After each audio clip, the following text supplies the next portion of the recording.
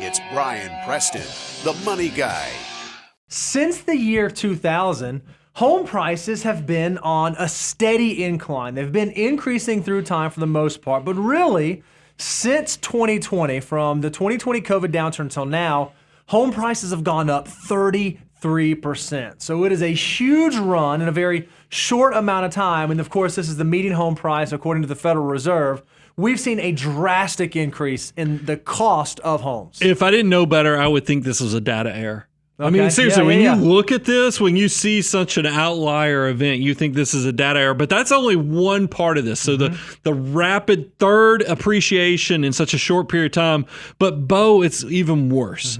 Interest rates have completely flipped on home buyers. I mean, we talk about historic lows to very rapidly we have increased mortgage rates. Look at this. In second quarter of 2020, so right as the pandemic has kind of started at the end of first quarter, so we're right in the middle of it all, the 30-year mortgage rate was 2.94%. Fast forward to where we are right now, 30-year mortgage rate is 6.13. Daniel, who helps us with this content creation, goes, rates are changing so rapidly, we could have easily posted this was 6.2 right now today because it's changing on a day-to-day basis. And so there's this fear out there in the marketplace, right? That houses are going up in price, but we're also kind of running against interest rates. So home buyers are doing some crazy stuff. Listen to the statistic. In February, this is the last month that we have data for, 23% of buyers waived an inspection on their new home. Wow. And 23% also waived an appraisal. They basically said, hey, I got to get in this house no matter what. I'm going to waive the appraisal. I'm going to waive the inspection just to get in. When people start making those kinds of decisions, it is a little alarming. But there's a reason why, right? There's a reason why people are doing this. We just said the median home price has gone up by 33% in less than 2 years. Well, if you factor in the increase in interest rates, after adjusting for that, the actual cost of buying a home right now has gone up 93%. So it is difficult to get into a home in this present market environment. Yeah, a lot of you are going to say, hey, give me the data on that. I need to kind of see that so I can recreate. How did you say this is almost doubled? And I think that that's important. We took median home prices, took those historic mortgage rates, and the price was, what was it, $1,350 a month is what the mortgage payment versus now, if you take that 6% mortgage rate plus the huge run up in the market value of housing, the median prices, we're at $2,606 a month.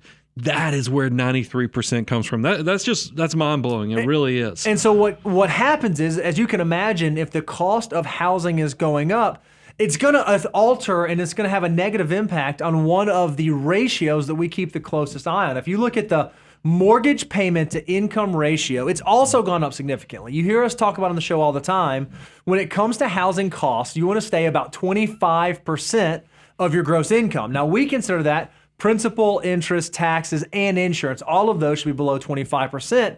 And historically, dating back to 2000, it wasn't incredibly difficult to do that. I mean, yeah, there was some run up there in 05, 06, 07 where we got above that. But really, since the Great Recession, it's not been difficult for us to keep our mortgage to income ratio down in that 25% or below.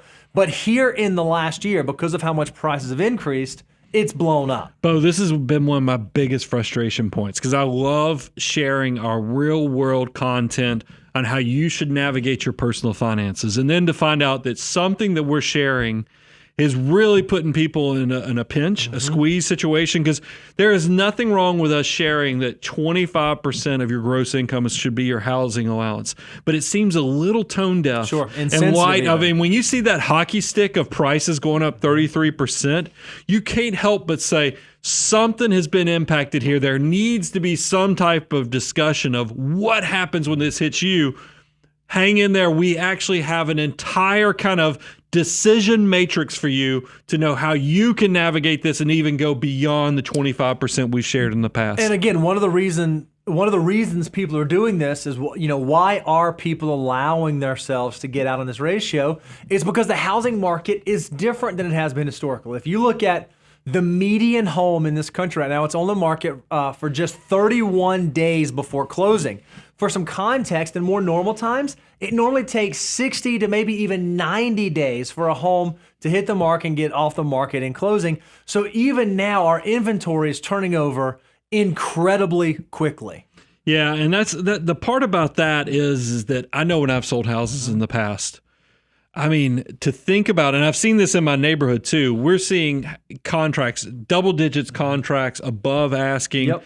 This cannot be sustainable. And that's the thing I want people to understand is that housing time, but also, Bo, let's focus on the purchase price. Because I shared houses are, you just covered that they're not staying on the market long, but it's even worse than that. We've actually had more interest than inventory, and that's leading to a lot of houses selling for greater than asking. Yeah, it's really interesting. In June of 2021, the share of homes that were sold above the asking price was 56.4%. I saw someone say the other day that the asking price is really just where the bids have been starting. That's where you say, hey, I want you to start your bidding at this point. That is not a common thing. But if you look in February, the share sold above asking has dropped a little bit. So perhaps this is cooling a touch, but it's still remarkable. 4 out of 10 homes are still selling for more than the price that is being asked. So again, right now, consumers, especially first-time home buyers, are feeling like they have to do everything in their power to get on the other side of the home ownership equation.